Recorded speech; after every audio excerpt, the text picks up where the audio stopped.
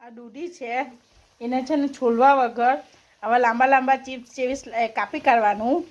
French ફ્રાયની chips આવે ને એ ટાઈપનું એને કાપી કાઢવાનું ને પછી એના અંદર ચોખાનો આટો, પછી થોડું બેસન, ચોખાના આટાનો ભાગ થોડો વધારે રાખવાનો, પછી થોડું બેસન, થોડો મેંદો, લીલા ધાણા કાપવાના એના અંદર, લીલું મરચું, આદુ લસણ થોડું નાખવાનું, જીરું ને મીઠું એ નાખીને પછી બરાબર ખીરું આવું તૈયાર કરીને પછી એને આવું ફ્રાય કરી નાખવાનું એટલે તમારા ખાવા માટે ભજીયા તૈયાર.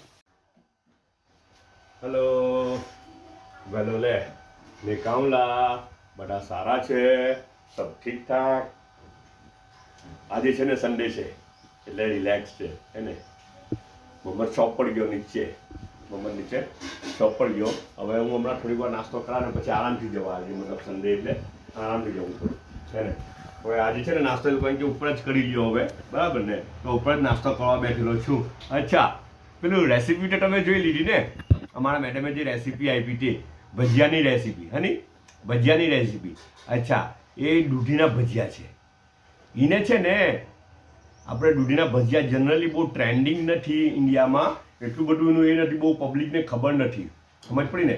બર્મામાં છે ને બર્મામાં એને ભૂડીજો કે એને બહુ ત્યાં બહુ વપરાય, બહુ ખવાય. ભૂડીજો.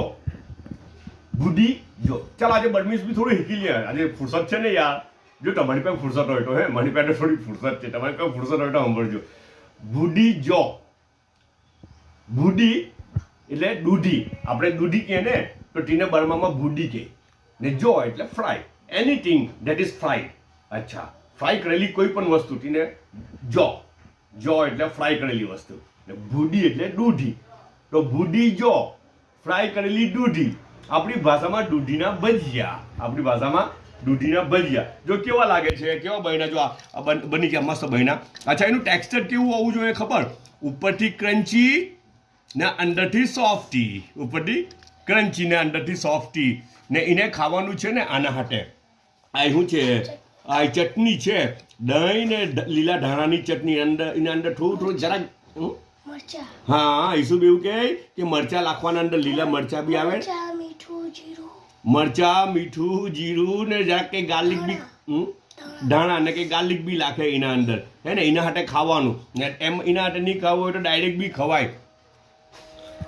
લો આ તોડે ને ત્યારે ક્રન્ચી અવાજ આવવો જોઈએ, એને કહેવાય ક્રન્ચી.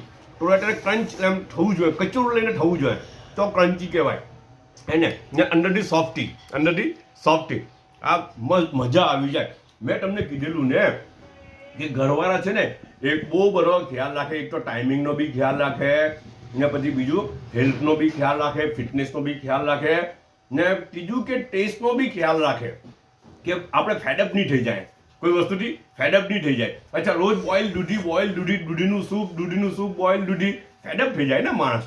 તો આજે એનું શકલ બદલી કાઢ્યું, એનું ફોર્મ બદલી કાઢ્યો.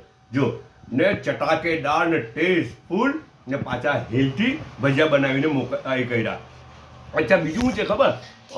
આ કઈ છે? ખીર છે. હાય લ્યો ભાઈ, ખીર છે ભાઈ. હા, જાડું ખીર છે એટલે ચમચથી જ પીવું પડે એવું લાગે. અંદર સાબુદાણા એવું બી બધું લાગી રહેલું છે આ ખીરમાં. ને બીજું શું છે ફાટીમાં? કઈ છે ખીરમાં કઈ ખબર? અચ્છા, કેળા છે, 2 કેળા છે ને ચાયનો 1 કપ છે. ઓકે, બધા પોતાનો ખ્યાલ રાખજો.